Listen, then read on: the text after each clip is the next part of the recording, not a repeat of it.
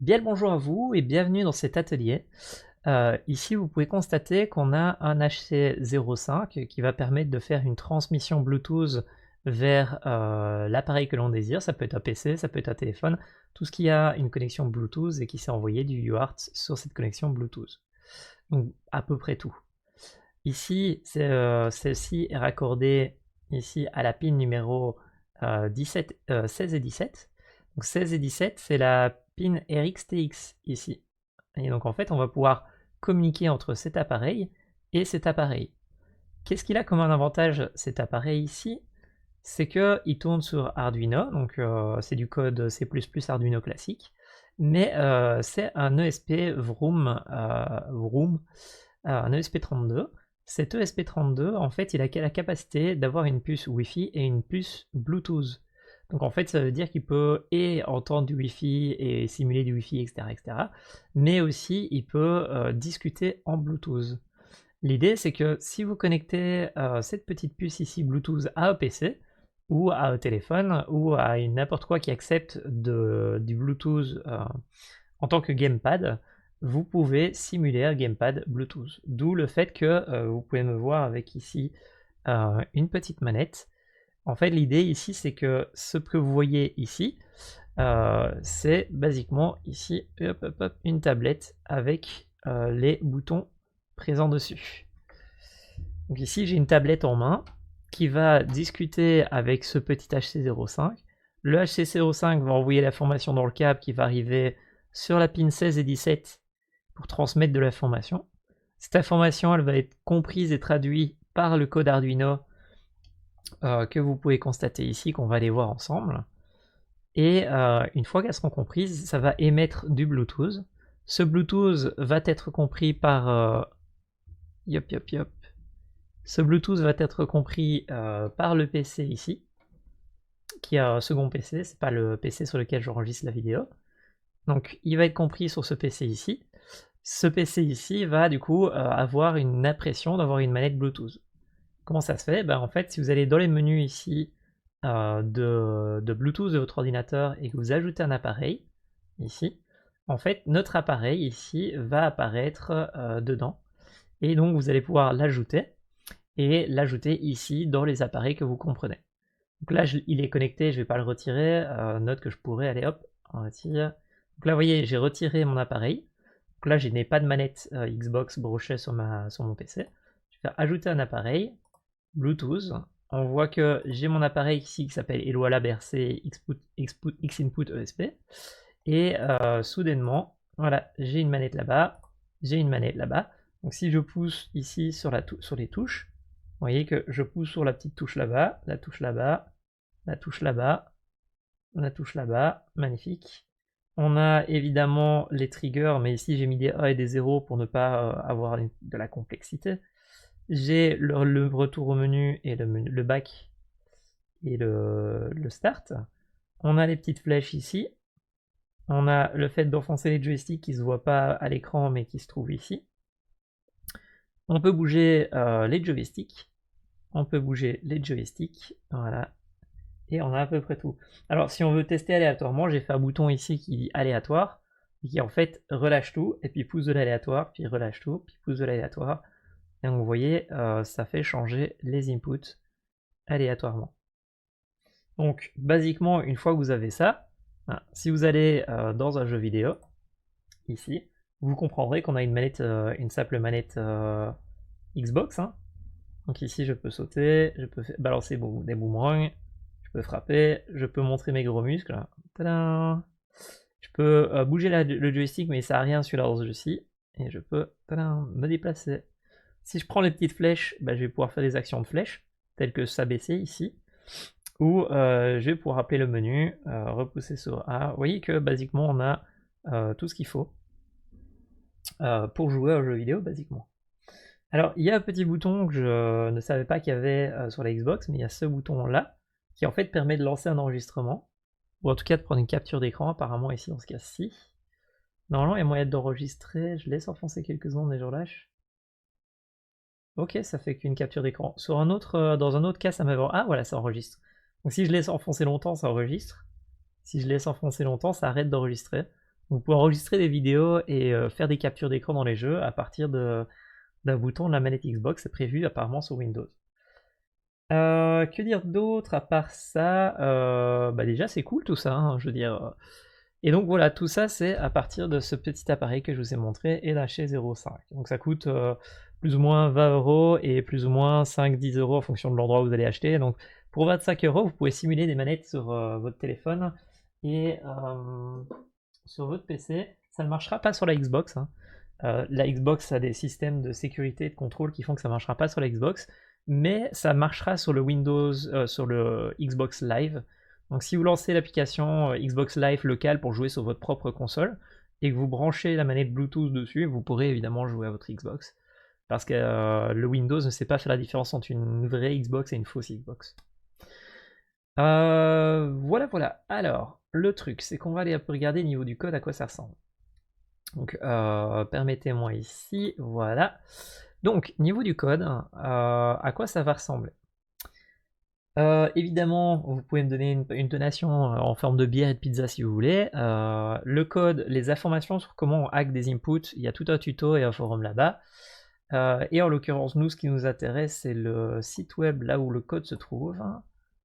Hop, hop, hop, voilà. Si je vais voir dans Eloi et puis que je cherche dans ESP32, voilà, on a un code qui s'appelle 2024 du 11 2021, enfin en 21, enfin, vous voyez l'idée, ESP32 HC05 RC. Dedans, vous avez un projet. Ce projet, en fait, on a un ESP32 HC05 XR qui est en fait la version avant, qui n'est pas Xinput, donc c'est juste un bête gamepad classique. Je suppose que je vais le supprimer ou le modifier celui-là ou changer de place. Nous, celui qui nous intéresse, c'est XESP32, parce que c'est X pour Xinput. Xinput, c'est une manette Xbox, comme vous pouvez peut-être le voir ici à l'écran. Et donc voilà, ce code, il est basé sur le code de quelqu'un d'autre, qui est le code Xcomponent quelque chose. Je ferai une vidéo plus complète sur comment on fait pour installer ça. Mais basiquement, ce qu'il va vous falloir, c'est la librairie joystick. D'ailleurs, je suis pas sûr qu'on en a besoin, la librairie joystick. Non, je crois pas. Mais en tout cas, il vous faudra la librairie Nibble Arduino, la librairie qui s'appelle Callback, et la librairie qui s'appelle ESP32 BLE Composite HID. Donc celle-ci, c'est celle-ci qui va nous permettre de simuler la Xbox. Celle-là qui va nous permettre de faire des retours, des méthodes de retour, par exemple pour la vibration de la Xbox. Et celle-ci qui en fait qu'on propose énormément de code qui permet de faire du Bluetooth depuis le Arduino. Une fois que vous avez ça, il vous faut un autre. Mais ce sera une vidéo, ce sera une autre vidéo. Sur l'installation, c'est une autre vidéo parce que je préfère le faire sur un ordinateur vierge et enregistrer le fait que ça marche sur un ordinateur vierge. C'est un peu compliqué parce qu'il faut d'abord installer l'ESP et puis après il faut mettre les librairies au bon endroit, les chercher et vous comprendrez que ça prend 10-15 minutes de faire tout ça. Donc admettons que vous avez installé l'ESP et je ferai une vidéo sur le sujet. À quoi ça ressemble au niveau du code? Il va falloir en fait télécharger cette librairie qui s'appelle Xbox Gamepad Device.h qui va vous permettre en fait de simuler une Xbox. Il va falloir télécharger la librairie BLE Composite HID qui va nous permettre d'envoyer des fausses instructions Human Interface Device, c'est-à-dire HID, fausses instructions USB. Alors, en l'occurrence ici c'est du Bluetooth, mais vous voyez l'idée. On ne peut pas choisir la pin sur le SP32 pour la communication RxTX, en tout cas pas sur le mien, mais les pins sont sur le 16 et le 17, donc je le mets juste pour information, comme ça on se souvient d'où il faut mettre les câbles. On peut normalement allumer les LED, mais on s'en fout ici dans l'occurrence. Alors, on va créer une classe ici qui s'appelle XGamepad Device, ici, et en fait c'est un pointeur vers cette classe. Puis on va créer BLE Composite HID, qui est une classe qui, elle, va savoir comment on communique en HID. Et cette classe ici, B Composite HID, on va lui donner un petit nom. Donc c'est ici que j'ai pu choisir le nom de mon appareil. Et il faut aussi vous donner un nom de constructeur. Et donc c'est ça que je fais ici, je donne le nom de constructeur qui est Elolab Remote Control. Ici 100, je me souviens plus ce que c'est, mais je savais que c'était un détail, ça ne servait pas à grand chose. Attendez, allez voir la définition. Non. Il y a une troisième donnée qui sert pas à grand chose, mais voilà, elle est là. Alors, ça on s'en fout.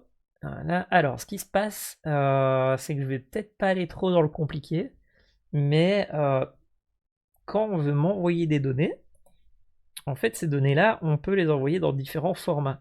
Soit on m'envoie 4 bytes et du coup, on va gérer ces 4 bytes pour envoyer des informations, ce qui est bien pratique. Sauf que des fois, on se retrouve dans la situation où il y a un décalage parce qu'on a envoyé un byte en trop ou qu'on en a loupé un sur genre le Bluetooth a été interrompu et on se retrouve avec un en moins. Qu'en fait, il faut qu'on m'envoie 4 bytes qui sont des 000 pour pouvoir arrêter ça.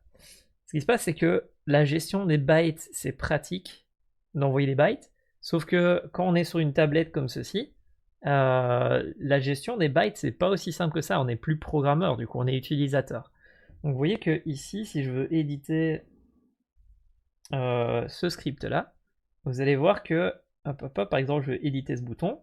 Soudainement, c'est des caractères, c'est un menu classique où un humain va interagir avec un clavier.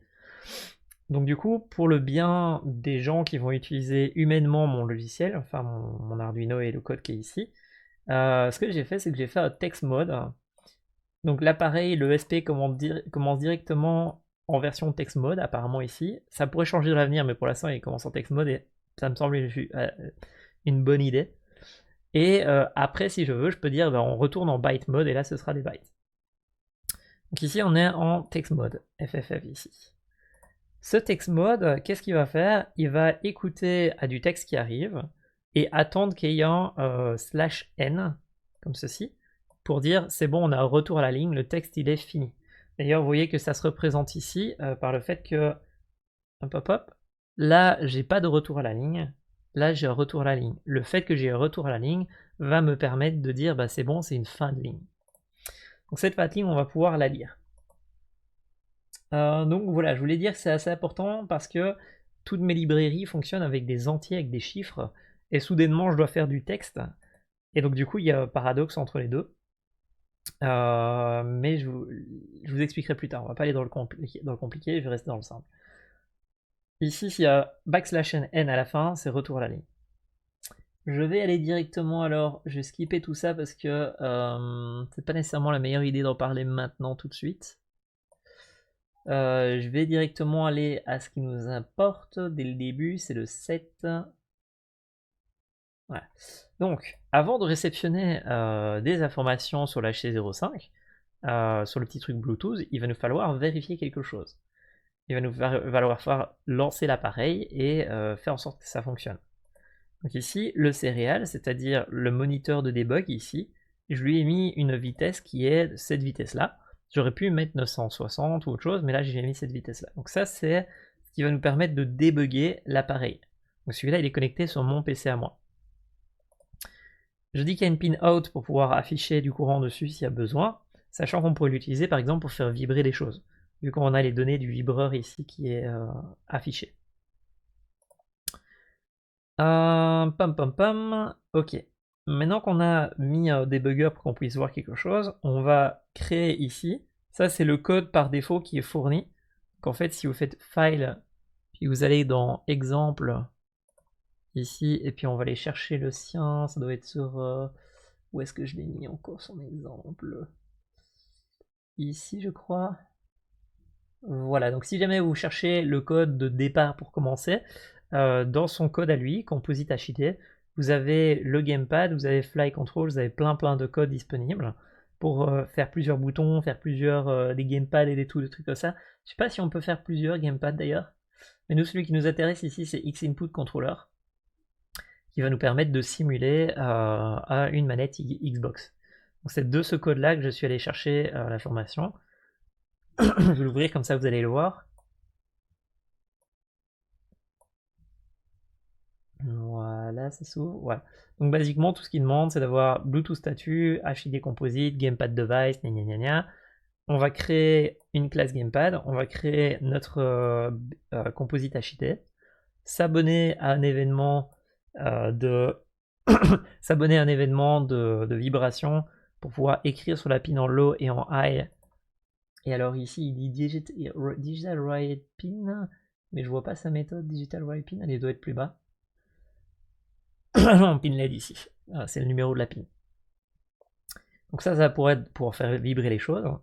Ici, on débute pour dire qu'on commence à faire un debugger niveau du texte. Là, on initialise. Alors, ce qui se passe, c'est que Xbox One S, c'est censé être l'ancien modèle de la manette, qui marche sur tous les appareils, mais qui n'est pas reconnu de la même manière. Et ici, c'est la dernière Xbox, série X. Elle est reconnaissable par tous les appareils, sauf les vieilles versions de Linux. Alors, en tout cas, une certaine version de Linux. Donc, voilà, il y a ça qui permet de passer de l'un à l'autre. Moi, je suis resté dans cette version-là parce que j'ai eu des bugs avec cette version-là. Mais non, normalement, celle-là, elle devrait fonctionner tout aussi bien. Donc, voilà, je dis ça, je dis rien. Maintenant qu'on a créé ça, en fait, ce qui se passe ici, c'est que pour pouvoir prétendre être une Xbox, il faut avoir les mêmes ID de vendeur et le même ID de produit. Donc, en fait, ici, il nous a préparé tout un code qui permet de faire ça. Vous voyez, ici, il va dire on va configurer la Xbox en écrivant ici ce truc-là et ce truc-là. Ici, c'est pour nous débugger, je crois. Parce que serial print len, ça n'écrit pas vers le... attends, je réfléchis. Non, ça n'écrit pas vers le truc. Donc ici, c'est juste pour nous débugger quel VID et PID on est en train d'utiliser, le serial number, etc., etc. Je sais pas si on peut les changer, mais je ne conseille pas de les changer, évidemment. Donc, maintenant qu'on a créé notre composite, notre config, là, il va falloir gérer ce truc. Donc, on va faire un gamepad ici. Et dans le pointeur du gamepad, on va créer notre gamepad avec la config voulue. Donc, avec tous ces trucs-là. Maintenant qu'on a créé ce gamepad, on va créer un truc qui nous permet d'écouter au vibreur. Donc ici, comme ceci, qu'on va attacher. Et maintenant qu'on a créé ce gamepad, qu'on a créé le vibreur, on va ajouter ici à notre composite HID le fameux gamepad qu'on vient de créer pour pouvoir envoyer des HID vers le PC, basiquement. Et donc voilà, basiquement c'est comme ça. Maintenant on dit que le composite peut commencer, et on se retrouve dans une situation où on peut discuter avec le composite et envoyer des informations. Donc nous, quand on changera la classe gamepad, ça enverra sur le composite les informations nécessaires. Donc voilà, donc basiquement ça c'est ce que j'ai fait aussi de mon côté. Hein. Ici on peut voir setup. On peut voir que j'ai pris son code et que je l'ai juste laissé comme ça et que j'ai modifié un peu là où il fallait pour moi. Là où il fallait pour moi, c'est cette partie-là. Donc premièrement, j'ai relâché toutes les touches pour être sûr qu'elles soient bien relâchées. Et ensuite, ce qui se passe, c'est que j'ai commencé le serial numéro 2. Je vais en fait commencer une communication à 9600 de broadcast, qui est dans ce format là pour ce qui est de la parité, du bit à ignorer, etc. etc. Et sur ces deux pins ici, qui sont les deux pins de connexion. Bien que vous voyez qu'on peut choisir ici, on ne peut pas vraiment choisir, en tout cas moi ça n'a pas marché. Il n'y a que le 16 et le 17 qui a vraiment fonctionné pour moi sur le ESP. Et il ne me laissait pas choisir quoi. Donc serial 2 begin à cette vitesse là et sur ces pins là. Donc cette vitesse là, pourquoi j'ai choisi cette vitesse là? Donc il faut savoir que la vitesse de baud rate, c'est à quelle vitesse on peut transmettre les informations, les bits sur le port USB ou le Bluetooth. Quand vous dépassez cette valeur là, ça va plus vite. Mais quand vous dépassez cette valeur là, ça veut aussi dire que vous allez de temps en temps avoir des problèmes et perdre des informations sur le trafic. Alors monter, perdre des informations et faire en sorte que l'utilisateur doit cliquer souvent sur un bouton, je trouve que c'est une petite perte, donc je préfère directement rester sur une valeur plus ou moins basse. Tant pis pour le délai, c'est la vie quoi. Donc voilà, là ce qu'on vient de faire, c'est qu'on vient de lancer un ESP32 qui va nous permettre de discuter avec le jeu. Donc ici, magnifique, j'ai fait ça, c'est trop cool. Maintenant ce qu'il faut faire du coup, c'est écouter à tout ça. Donc ici on est dans Loop, et dans Loop, ce qu'on va faire, c'est on va dire hey, est-ce que sur le moniteur, donc ici, est-ce que quelqu'un m'a envoyé du texte? S'il m'a envoyé du texte et que je suis en text mode, vous vous souvenez que j'ai plusieurs modes dans mon application, tu lis jusqu'à ce que tu trouves un \n, et si tu trouves un \n, tu me retournes un string et je l'enverrai pour pouvoir le traiter. Sinon, si c'est pas en text mode, c'est qu'on est en byte mode, alors tu lis le prochain byte, ici, et tu l'envoies à celui qui sait gérer un byte, et on va stacker les bytes jusqu'à ce qu'on en ait assez pour pouvoir déterminer que c'est une commande. C'est un peu l'idée. Bon, là, donc du coup, je le fais sur ce truc-là, ce moniteur-là, qui en fait peut être contrôlé depuis votre PC quand on n'est pas dans Arduino. Hein. Donc, si on n'est pas dans l'éditeur de Arduino, on peut simplement envoyer des touches sur donc des informations ici sur ce texte, et on va pouvoir contrôler le jeu. Ce sera d'ailleurs une vidéo où je montrerai comment on fait depuis Unity. Donc, ok, parfait. On peut contrôler depuis notre PC ces informations-là. Mais ici, on peut aussi simplement envoyer depuis la HC06. On fait exactement la même chose, on dit bah si jamais tu reçois texte, bah, parfait, tu le lis et tu me l'envoies. Si c'est pas, si on n'est pas en text mode, on va alors lire le text mode, lire le byte. À la petite différence que quand je travaille sur téléphone, j'ai envie de savoir que tout fonctionne bien. Donc du coup, quand j'envoie un byte, j'aimerais bien recevoir un message qui me dit c'est bon, le byte je l'ai reçu.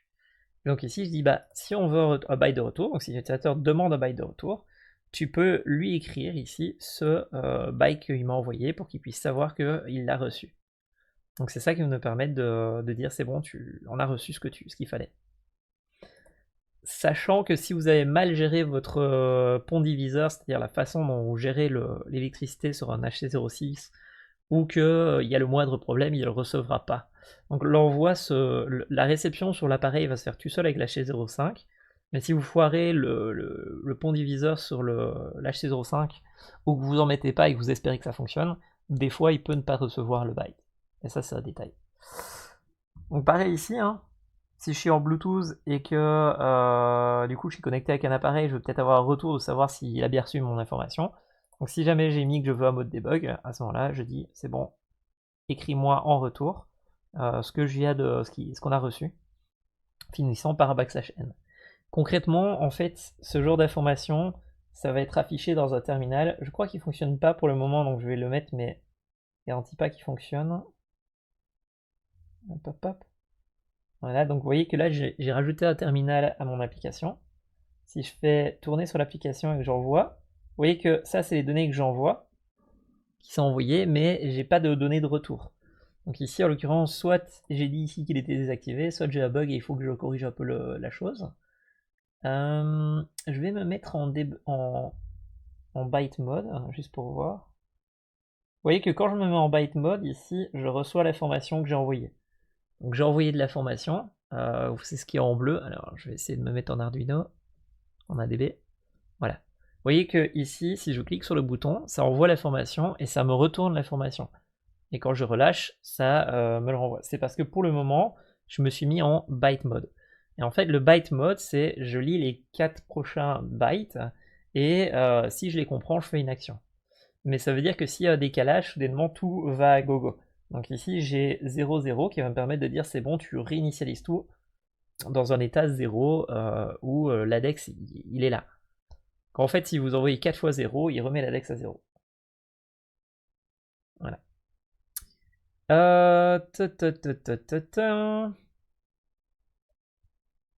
D'ailleurs, en parlant de ça, je viens de voir une erreur que je vais devoir corriger. C'est pas grave, c'est juste le fait que j'attends d'avoir 4 fois 0, alors que du coup, bah, ça remet à 0 une fois que tu reçois. Pas grave, ça détaille. Ça pour dire, ça c'était le mode byte.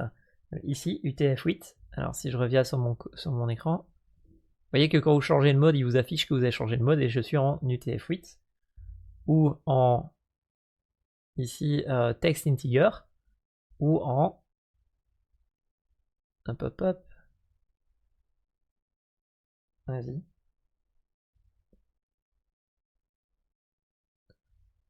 For byte received.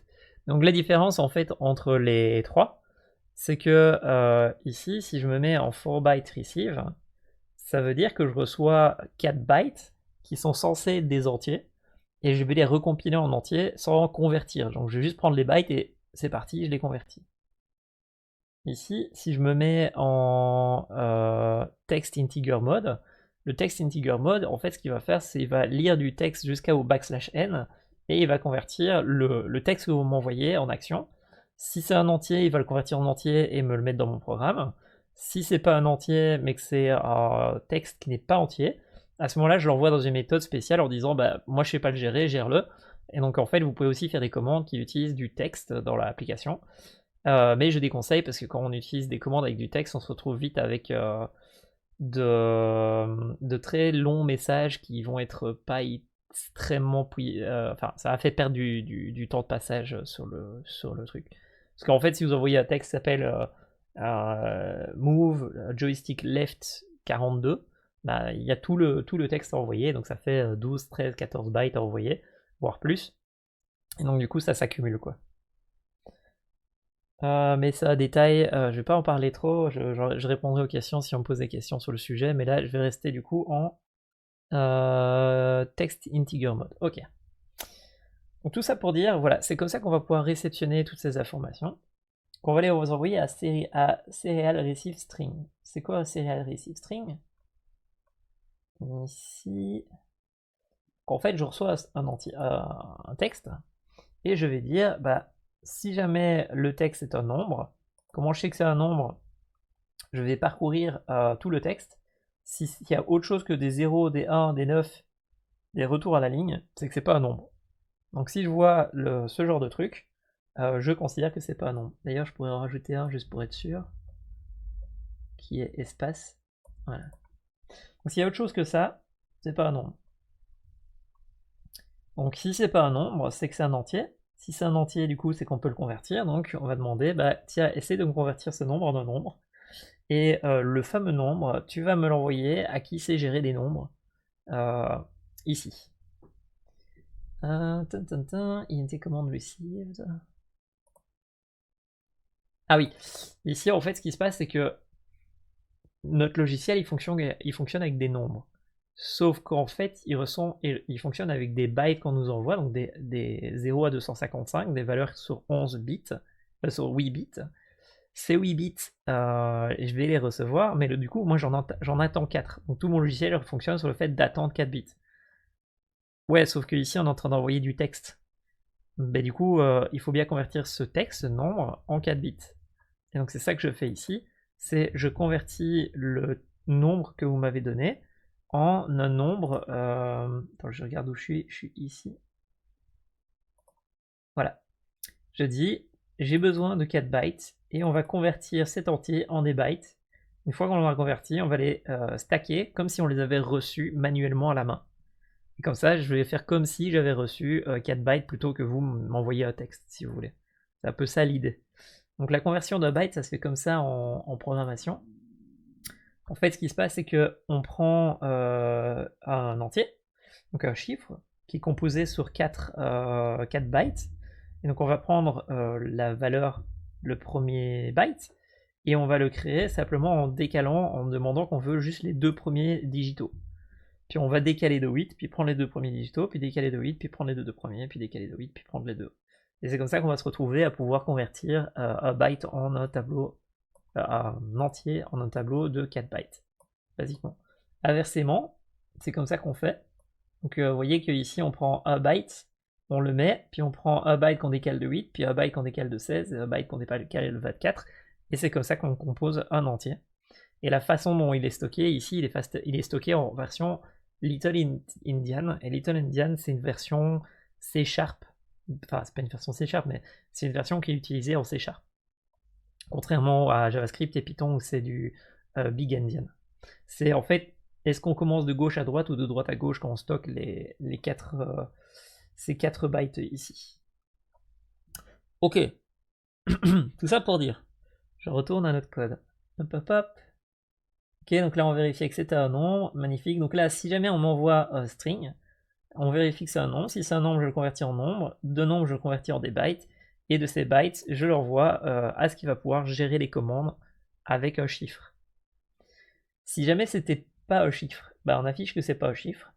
On regarde si jamais c'est pas un appel pour changer de mode, que ce serait qu'on veut simplement changer de mode vers entier, UTF-8 ou texte. Si c'est le cas, bah, on notifie que ça a changé. Et si dans tous les cas, on envoie ça au texte commande qui va pouvoir gérer les commandes. Donc lui, il va pouvoir, c'est un code où là l'utilisateur, donc vous, allez pouvoir mettre du code qui dit bah si je reçois ce chiffre là, je fais ça, mais si je reçois ce texte là, je fais ça. C'est un peu ça l'idée.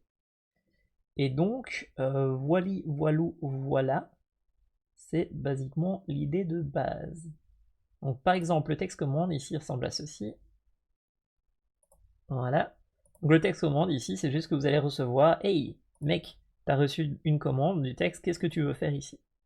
Alors que le integer command reception, c'est tu reçois un entier qui dit « Hey, l'utilisateur, peu importe le mode, t'a envoyé un entier, un chiffre, qu'est-ce que tu veux faire avec ce chiffre ?» Et ici, en l'occurrence, moi, je veux simuler une Xbox. Donc ce que je fais, c'est que je dis, bah, je vais simuler le code d'une Xbox avec des chiffres. Donc ici, vous voyez que j'ai un tableau. Et ce tableau, en fait, ici, il va dire que si on est entre 1000 et 2900, 2999, ça veut dire qu'on veut traduire un chiffre en une action plutôt de manière... c'est un input, quoi. Mais c'est dans cette gamme-là qu'il nous le faut, sinon on n'a pas besoin. Donc dans cette gamme-là, de 1000 à 1200, c'est un clavier. Donc peut-être que j'ajouterai un clavier au code plus tard. Pour le moment, je ne sais pas si je peux être et une manette et un clavier en Bluetooth sur le même composant ESP, donc je ne dis pas que je vais le faire, mais si ça marche, je vais sûrement ajouter le clavier ici. Donc avant 1300, c'est un clavier.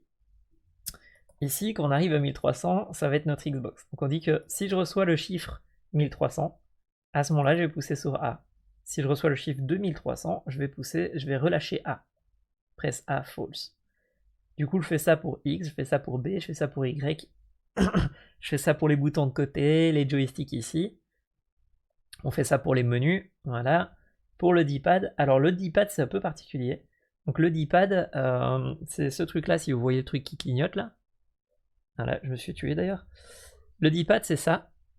Et en fait le D-pad, comme vous pouvez voir, ça peut être que une à deux valeurs à la fois. En fait ça peut être juste au-dessus, à gauche, ou ça peut être la flèche qui se trouve là-bas. D'accord? C'est cette flèche qui vise vers le haut. Quand la flèche qui vise vers le haut, en fait c'est comme si vous poussiez les deux, donc ces deux-ci. Donc en fait, vous pouvez soit aller en diagonale, soit aller d'un côté, mais pas tous en même temps, si vous voulez. Donc ici, c'est ça qui va nous permettre de faire, c'est de dire, bah voilà, si tu appelles ce numéro-là, on va relâcher le D-pad. Si tu appelles celui-là, on va mettre à gauche, à droite. Et alors vous voyez que je les ai mis en clockwise. Hop, hop, hop. Clockwise, ça veut dire comme les horloges d'une montre. Donc on part du dessus, on va à gauche et on remonte avec les chiffres. Donc en gros, admettons que je veux bouger ce D-pad sur l'application ADB, sur l'application Android, pardon. Je vais vous montrer à quoi ça ressemble. Un pop-up. Donc voilà, donc là on est sur le... Maintenant que vous avez eu les chiffres et vous avez compris qu'on a converti en chiffres, je vais vous montrer un peu les chiffres. Donc en fait ici, il y a une application qui s'appelle Bluetooth électronique, que vous voyez ici. Donc c'est la petite icône ici en bas à gauche, c'est cette icône-ci. Ici tout en bas à gauche. Electronic Bluetooth, je vais regarder si je peux pas vous le trouver directement, comme ça c'est dans la vidéo.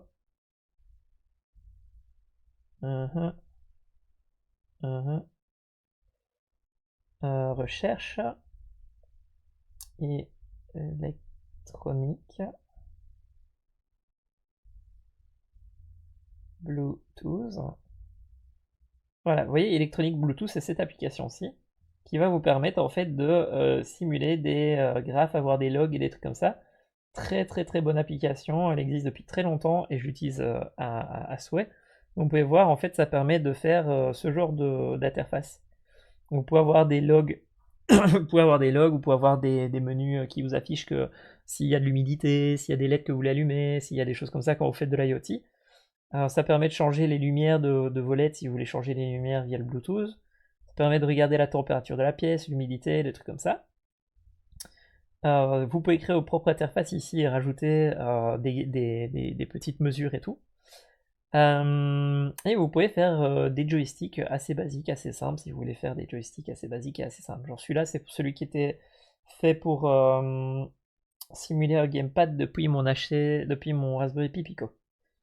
Ça, c'était pour pouvoir faire des tests dans tous les sens de ce qui est utilisable. D'ailleurs, ce qui est utilisable, c'est tout ça. On a des sliders, pof, on a du texte, on a des boutons, on a des trucs comme ça. On a ici des on-off, des terminaux, on a des petits boutons comme ça, on a des petits trucs pour voir la température. Et alors, vous voyez que tout est basé sur des lettres. Par exemple, le fait de recevoir, comme vous pouvez voir, il est mis received on. C'est la petite étoile D, veut dire ce qui suit, c'est une information qui va venir affecter ce GoGurmet. Donc si je mets, si j'envoie depuis mon téléphone enfin depuis mon téléphone moi, si j'envoie depuis mon ESP32 l'information étoile D suivi de 42, bah ici il va se mettre à la moitié plus ou moins. Pareil ici, vous voyez c'était, ici c'est B, donc on peut renvoyer des informations. Ici c'est un peu plus complexe, mais c'est dans la même idée, il faut faire astérix H quelque chose, et ça va vous retourner de l'information sur l'état par exemple de la manette ou l'état du vibreur, des choses comme ça, vous pourriez retourner des informations. Donc nous ce qui nous intéresse c'est pas de retourner, mais c'est d'éditer. Vous voyez que par exemple ce bouton là, pour le moment, si je l'édite, il est à B. Donc ici, si je mets pas B, mais que je mets 1300 comme ceci, et que je mets maintenant 2300 comme ceci, ben normalement il devrait sauter. Sauf que on a un petit problème, c'est qu'il faut un retour à la ligne. C'est vu qu'on est en text mode, il faut un retour à la ligne. Donc je fais ceci. Donc le B là, je viens de le changer. Donc si je connecte mon appareil, donc je fais détecter le Bluetooth, découvrir. Ici normalement il devrait me dire qu'il y a un HC05 ici, c'est celui-là qu'on veut. Je le perds, ce qui est déjà fait. Je me connecte sur l'appareil HC05 ici, et je vais faire tourner ça. Maintenant que je fais tourner ça, je pousse sur le bleu, et vous voyez que, attendez, voilà, pom pom pom, ici si je pousse sur le bleu, tadam, je suis en train de sauter. C'est pas magnifique? Donc en gros l'idée ici c'est que je viens d'envoyer une instruction Bluetooth qui va être envoyée à ce petit appareil ici qui est l'HC05 avec l'adresse MAC que vous voyez là-bas. Donc l'adresse MAC qui est, attendez je vais vous montrer, l'adresse MAC qui est affichée ici, là, le 98D3, c'est en fait l'identifiant unique de mon composant Bluetooth. Peut-être qu'il est possible qu'on ait le même identifiant avec un autre appareil quelque part sur la planète. Maintenant, pour que ça arrive, il faut vraiment ne pas avoir de chance, et je suis même pas sûr que ce soit possible, vu que le constructeur va normalement essayer d'éviter que ça arrive. Mais on ne sait jamais. Donc voilà, c'est peut-être le même numéro qu'une autre, mais normalement ça ne devrait pas changer. Donc du coup, cet appareil-là, bah, vous pouvez faire ceci. Par exemple, ça c'est quand j'ai voulu faire une manette avant de faire la Xbox. J'ai voulu la faire de cette manière-là parce que j'arrivais pas à trouver une librairie qui permettait de faire pile poil la Xbox. Et donc en fait, vous voyez que ici, je l'avais fait avec des lettres. Donc j'avais dit que voilà, si c'est A1, ça veut dire que ça change le joystick. Si c'est A5, ça le met d'une autre manière.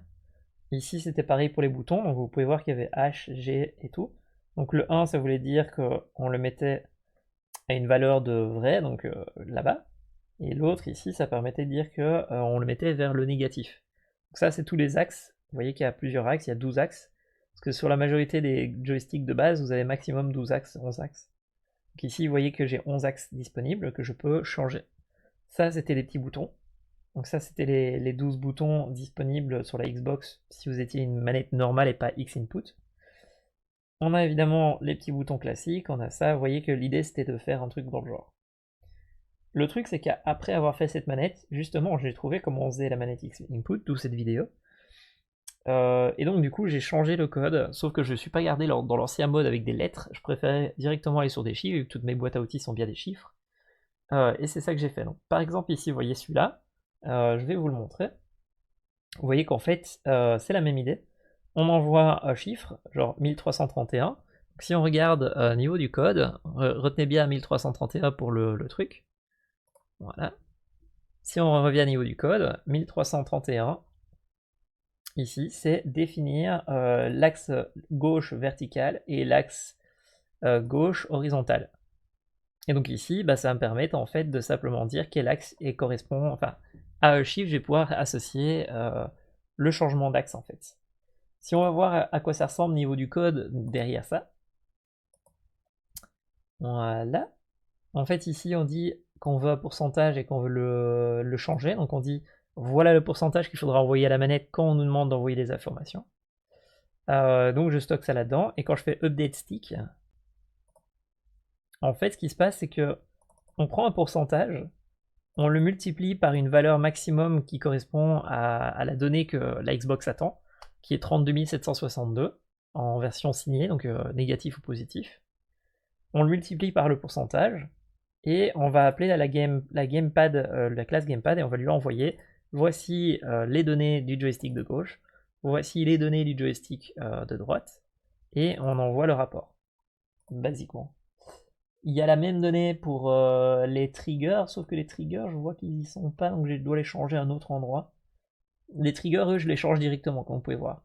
Si je demande de changer le trigger de gauche, vous pouvez voir que je demande directement de prendre la valeur maximum du trigger, multipliée par le pourcentage, et on se retrouve avec la manette de gauche et la manette de droite. Tadam! C'était pas dur? C'est pas compliqué, hein? Alors, pour les D-pads, c'est un peu bizarre, donc du coup, c'est pour ça que je vous montre cette version-là. En fait, si vous voulez utiliser Press Arrow, donc pousser sur la flèche du nord, vous pouvez voir que ici, basiquement, ça ressemble à ça le code. On dit presse le D-pad, et alors vous donnez le flag du D-pad, c'est-à-dire vers où vous devez aller, donc c'est une sorte d'énumérateur, et s'il est enfoncé ou pas, true ou false. Vous voyez ici. Donc, si je vais voir à cette méthode-là, hop, voilà. Donc en gros ici vous devez prendre le flag, donner le flag à pression D-pad flag, et puis vous envoyez le rapport qu'il y a eu un changement sur le port USB ou sur le Bluetooth. Ici en l'occurrence sur le Bluetooth. Et le truc c'est que j'ai mis ispress parce que ispress, sauf qu'en fait j'ai de voir j'ai oublié l'alternative.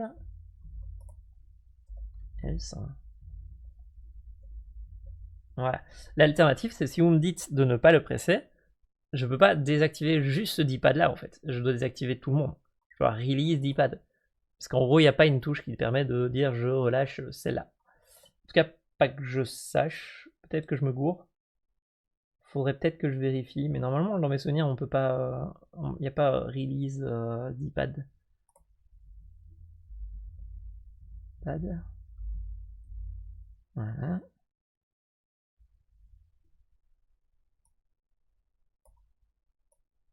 Et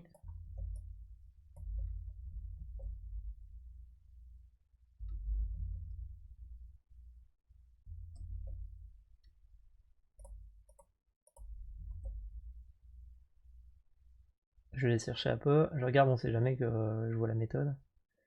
En fait, je crois que normalement, on n'est pas censé pouvoir relâcher le truc, mais à mon avis, c'est genre doute. À mon avis, il doit y avoir une méthode.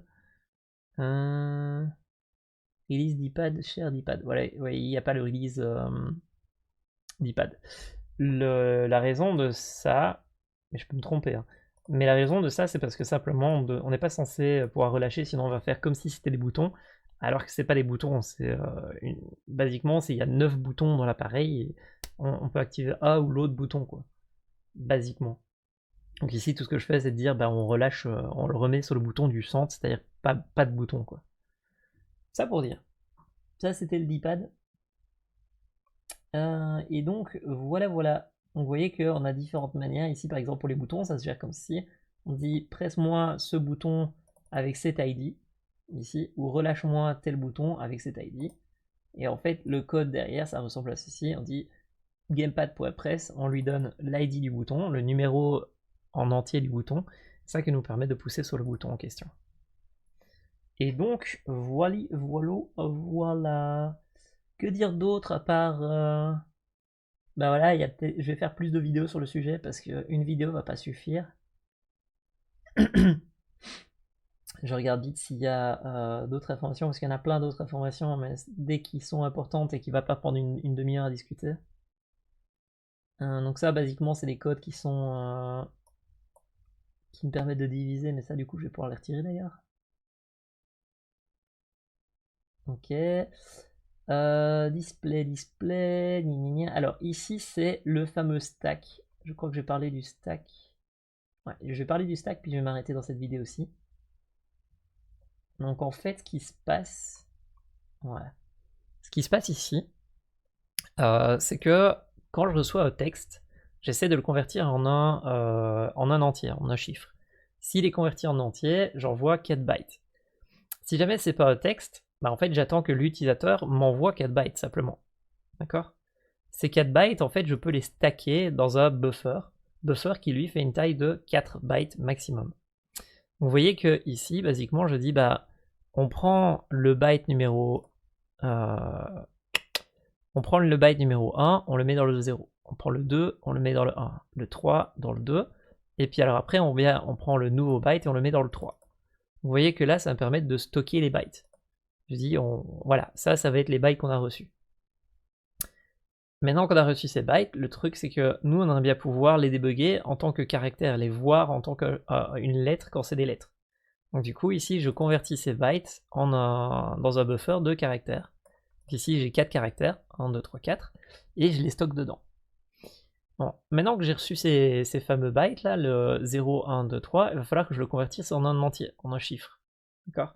Donc cet entier ici, c'est ce que je suis en train de faire. Je dis, bah voilà, mon intcmd, donc la commande qu'on m'a envoyée, est composée de bytes, ils sont ici. Tu peux me les parser, donc des bytes que j'ai reçus de l'utilisateur, on va les transformer en un entier. Vous voyez un peu l'idée? Alors, le truc, c'est que cet entier, ça veut pas dire que c'est celui-là que je dois lire, c'est juste que ça me permet de débugger l'entier qu'on a reçu. Ici, j'affiche aussi le texte pour qu'on puisse comprendre ce qui se passe quand on m'envoie du texte. Et j'arrive dans cette fonction suivante-ci. Alors, cette fonction ici, ce qu'elle fait, c'est elle dit, ben, là, j'ai reçu les caractères. Est-ce que tous les caractères, c'est 70? 70, ça correspond à FFF, le F majuscule, donc 4 fois F. Si c'est 4 fois F en termes de bytes, bah, c'est qu'on me demande de passer en mode UTF-8, c'est-à-dire le mode où on est censé recevoir des caractères. Si je reçois 224, 214, ça veut dire qu'on veut passer en text mode. Donc si tous sont en 214, c'est qu'on veut passer en text mode, et donc du coup je dois écouter au retour de ligne. Donc ça va nous permettre de changer de mode. Maintenant, s'il n'y a pas un changement de mode, c'est qu'on est toujours dans ce mode-ci. Si on est dans ce mode-ci, on va augmenter l'index des caractères, l'index des bytes qui sont reçus, au fur et à mesure.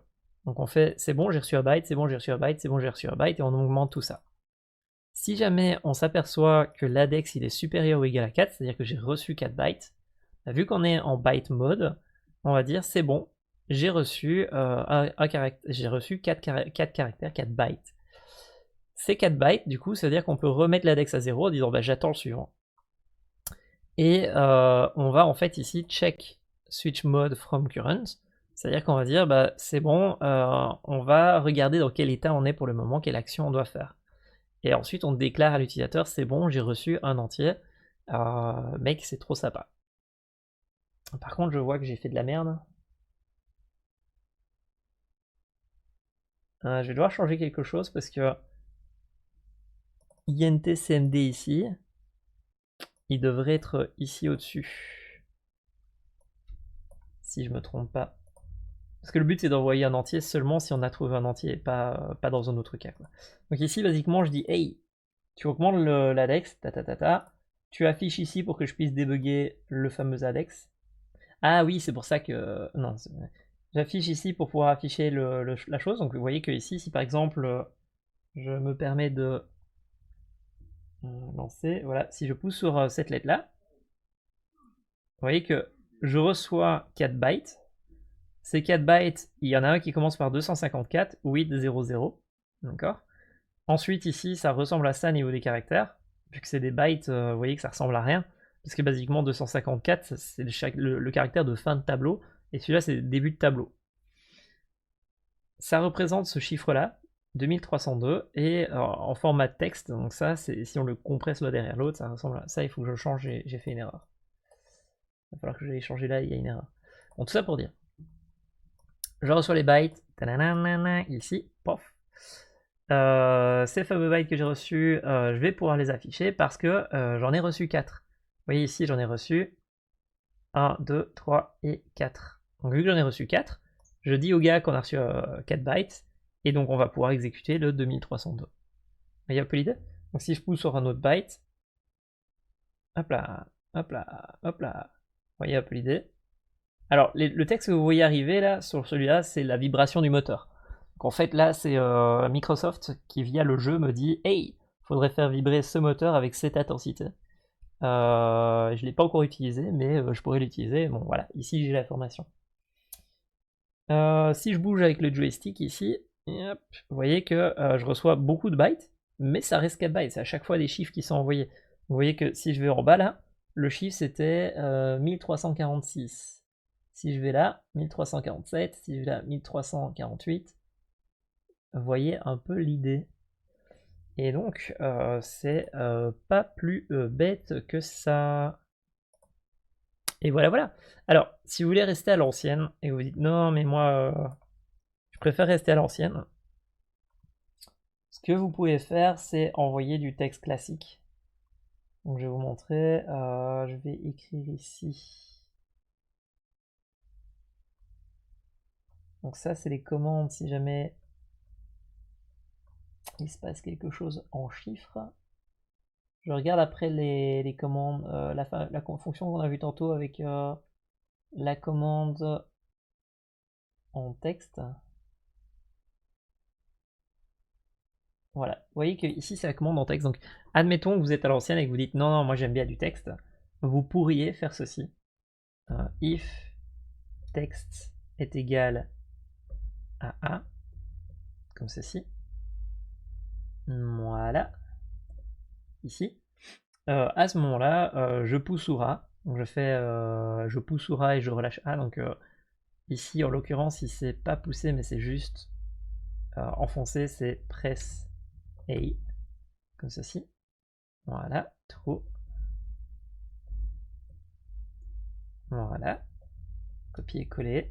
Press A comme ceci égale false. Maintenant, si je veux faire record, je peux faire ceci. Record comme ceci. Record comme cela. Alors là, du coup, on ferait record start comme ceci. Record stop. Donc ça, c'est deux méthodes qui se trouvent dans mon code pour le moment, qui vont en fait appeler le bouton record de la Xbox. Donc, a priori, si je sauvegarde et que je pousse ça, on va voir s'il me crée des erreurs. Bon, pendant qu'il me crée des erreurs, bah, il faut que j'aille rajouter un bouton. Donc ici, voilà. On va avoir un bouton A. Dessus, bah, je vais écrire, comme vous voyez, A. Donc, je me permets de vous montrer pendant que ça compile. Vous voyez, A. Ok.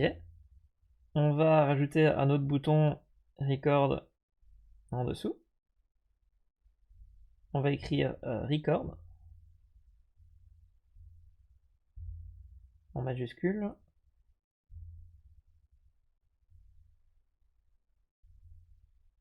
Record. Voilà, minuscule. Vous voyez que j'écris du texte, basiquement. Je fais OK, et donc j'ai deux boutons, un A et un record. Maintenant que j'ai fait ça, je vais pouvoir run. Je vais retourner vers mon code ici, et je vais attendre de voir que ça compile. Alors pour le moment, vous voyez que c'est en train de compresser, de compiler le code. Si j'ai oublié un point virgule, ou que j'ai mal placé un truc, ou que j'ai mal fait quelque chose, il va y avoir une erreur. Ici en l'occurrence, il n'y a pas d'erreur, donc ça va, il me le pousse. Donc là, il a compilé le code, ça prend un peu de temps sur le ESP32, parce qu'il y a beaucoup de code. Une fois qu'il a compressé le code et il a vérifié qu'il peut le mettre sur l'appareil, il va le mettre dessus, et c'est ce qu'on appelle uploader. Et c'est ça qu'il upload pour le moment, le truc. Donc là, il a mis à jour le code de ma manette. D'ailleurs, vous voyez que ma manette est déconnectée et reconnectée de ce fait. Bon, maintenant, ce qui se passe du coup, c'est que si je pousse sur A,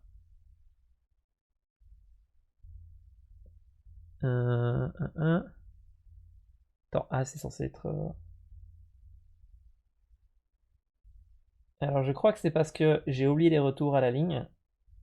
Ouais, on est en mode ligne.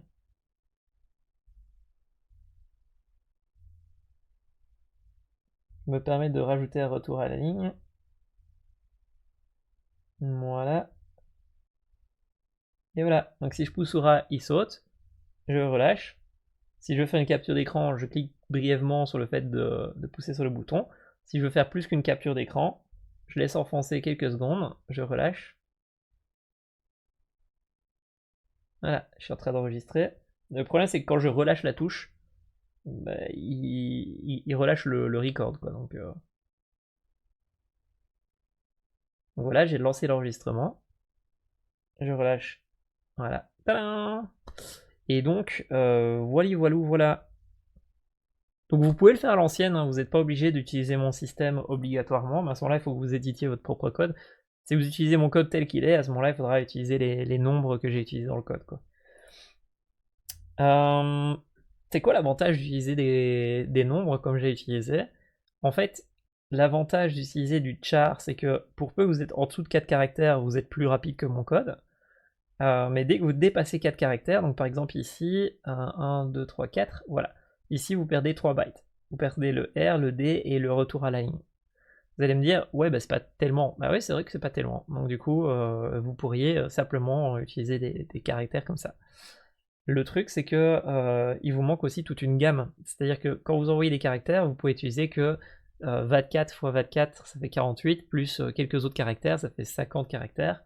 Donc en gros, vous êtes limité aux caractères de l'UTF-8, c'est-à-dire à un quart, un cinquième de ce que vous pourriez. Par exemple, et alors c'est un exemple que j'ai ici, je vais vous montrer, où est-ce qu'il est le... Voilà. En gros, ici, ce qui se passe, c'est que vous pourriez écrire ceci. 18 pour dire ceci est une manette que je vous envoie. Puis vous écrivez 50 pour dire que la manette de gauche, elle a une valeur de moitié. 20 de gauche verticale. 20 pour dire que celle de droite, celle de gauche qui est horizontale est à 20. 0 pour dire qu'on n'utilise pas l'autre. Et 0, genre 10 pour dire qu'elle va vraiment un tout petit peu vers... qu'elle va fortement vers le bas. Donc en gros, ce qui se passe, vers la droite. En gros, ce qui se passe ici, c'est que vous avez un identifiant qui dit la suite, c'est des informations importantes. Le 50, le 20 et le 10 qui va permettre de vous dire, bah voilà les états des manettes, qui entre 1 et 99. Et en fait, vous venez de convertir ça en ce chiffre-là. Et ce chiffre-là, ça fait 4 bytes. Parce que c'est un entier. Donc ça veut dire que je peux gérer l'état de 4 joysticks sur la Xbox à partir de 4 bytes. Et 4 bytes, c'est rien du tout. Alors vous allez me dire, ouais, mais ok, cool.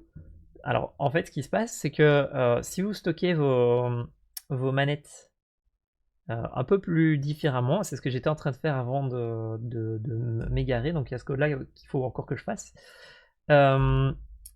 Si vous faites ceci, ok, comme ceci, alors il en faut 2, attends, 1, 2, 1, 2, 1, 18. 1, 2, 1, 2, 1, 2, 1, 2, voilà. Ça c'est un entier qui prend la taille maximale et qui commence par 17. Cet entier ici, en fait il va être représenté sous ce format-là. 1, 2, 3, 4, 5, 6, 7, 8, un byte. Hop, hop, hop. Donc en gros là, ce byte va ressembler à ceci avec des 0 et des 1. Le truc c'est que ça veut dire qu'on pourrait stocker ici un bouton, un bouton, un bouton, un bouton, un bouton, un bouton, un bouton, un bouton. Donc là on a 8 boutons. Il s'avère que la manette Xbox, elle a plus de 8 boutons. Elle a les 0 et les buttons, donc 8. Ensuite elle a les 2 sticks plus les 2 triggers, donc 1, 2, 3, 4. Elle a aussi les 3 menus, ici. Et c'est tout. Donc il y a les triggers, donc on pourrait en ajouter 2 pour les triggers, comme ceci. Et si vraiment on voulait abuser, on pourrait aller chercher ceci pour essayer de positionner plus ou moins le joystick. Mais admettons qu'on n'essaye pas d'abuser. Ça veut dire qu'avec 2 bytes et demi, on peut gérer tous les boutons d'une manette. Donc ça veut dire que si vous m'envoyez 18 avec le chiffre des manettes et 17 avec le chiffre des boutons, en omettant le trigger, vous pouvez en fait contrôler tous les boutons et toutes les manettes sur 8 bytes.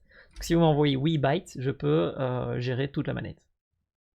Donc vous voyez qu'en fait le texte a l'avantage de pouvoir être plus lisible par l'humain, mais le binaire va nous permettre vraiment de transmettre de l'information beaucoup plus concrètement. Et donc voilà, si vous êtes programmeur, c'est peut-être le binaire que vous allez vouloir choisir. Donc vous allez passer en byte mode. Si vous n'êtes pas programmeur, à ce moment-là, vous allez peut-être rester sur du texte pour faire des interfaces assez simples à gérer, quoi. Et donc, voilà. Pourquoi 17 et 18? C'est parce qu'en fait, ce qui se passe, c'est que si vous mettez autre chose que 17-18, genre 20, et ben on pourrait gérer au clavier. Et 16, on pourrait gérer des inputs. Et 15, on pourrait gérer du contrôleur. Donc en fait, le fait de mettre 16, 17, 20 ici va nous permettre de dire voilà le type de données qui suit. Et il faut savoir que c'est plus ou moins la même situation qu'en MIDI. Donc en MIDI, vous avez le premier byte, c'est-à-dire celui-ci qui dit ce qui va suivre. Puis vous avez ce byte pour la note de musique, et puis vous avez ce byte pour la puissance sur la frappe de la note de musique. C'est un peu la même idée, donc on a du contenu et un typage qui va être stocké dans le premier byte là-bas. Tout ça pour dire, j'espère que vous avez appris des trucs. J'espère que moi-même je vais pouvoir revenir sur cette vidéo en tant que post-mortem quand je vais devoir recomprendre mon code. Mais donc voilà, je vais m'arrêter là. Je vous invite à suivre le code comme vous voulez, à essayer de comprendre ce qui se passe. Je ferai des vidéos plus courtes, plus petites sur chacun de ces sujets-là pour qu'on arrive à bien gérer la situation. Et cette vidéo-ci, c'était une vidéo pré-mortem, post-mortem, où en fait je passe sur ce que je vous ai montré pour dire, bah voilà, ce code est présent, il existe et il est utilisable, j'y toucherai plus beaucoup, donc voilà à quoi ça ressemble. Et sur ce, je vais vous laisser. N'hésitez pas à m'envoyer une bière ou une pizza. À la prochaine, et que le code soit avec vous. Ciao ciao.